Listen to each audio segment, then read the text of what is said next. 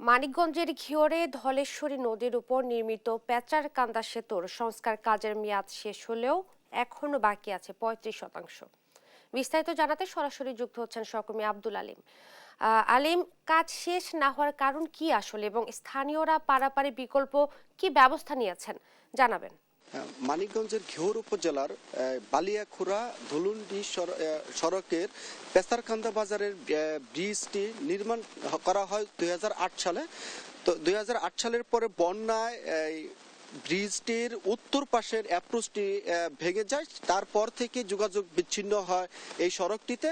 তো এই সড়কটিতে ২০২৩-২৪ অর্থ বছরের ২,৫৭,১৭,০০০ টাকা ব্যয়ে ব্রিজটি পুনর্নির্মাণের ঠিকাদারি প্রতিষ্ঠান ঠিকাদারি পায় জামালপুর জেলার মিতু ট্রেডার্স নামে একটি ঠিকাদারি প্রতিষ্ঠান। তো এই ঠিকাদার কাজ মেয়াদ ৬ মাস পেরোলেও এখনো কাজের বাকি রয়েছে ৩৫%।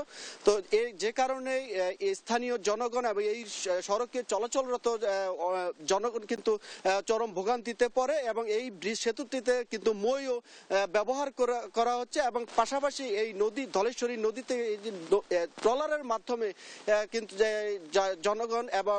জনগণ পারাপার হচ্ছে, এতে করে চরম ভোগান্তিতে পড়েছে। তো আমরা কথা বলেছি নির্বাহী যে প্রকৌশলী রয়েছেন এলজিডির, তার সাথে তিনি জানিয়েছেন যে আগামী ২ থেকে ৩ মাসের মধ্যে কাজটি সম্পন্ন করে তারা জনগণের জন্য চলাচলের সুবিধার জন্য তারা কাজ সম্পন্ন করবেন বলে তারা তাগিদ দিয়েছেন ঠিকাদারি প্রতিষ্ঠানকে। কিন্তু আমরা ঠিকাদারি প্রতিষ্ঠানের সাথে কথা বলার চেষ্টা করেছি, কিন্তু এই বিষয়ে ঠিকাদারি প্রতিষ্ঠানের কারোর সাথে আমরা যোগাযোগ করতে পারিনি। তো তবে তাদের যে প্রতিনিধি রয়েছেন তিনি যেটি জানিয়েছেন যে কাজ তারা করছেন, আগামী ২ থেকে ৩ মাসের মধ্যেই কাজ সম্পন্ন করে তারা জনগণের জন্য উন্মুক্ত করে দিবেন।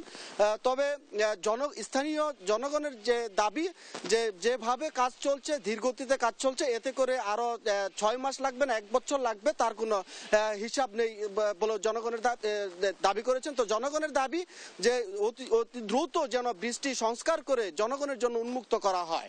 তো এই ছিল আমার কাছে মানিকগঞ্জের পেসারকান্দা ঘিওর উপজেলার পেসারকান্দা সেতুর সর্বশেষ খবর। আব্দুল আলিম, আপনাকে ধন্যবাদ।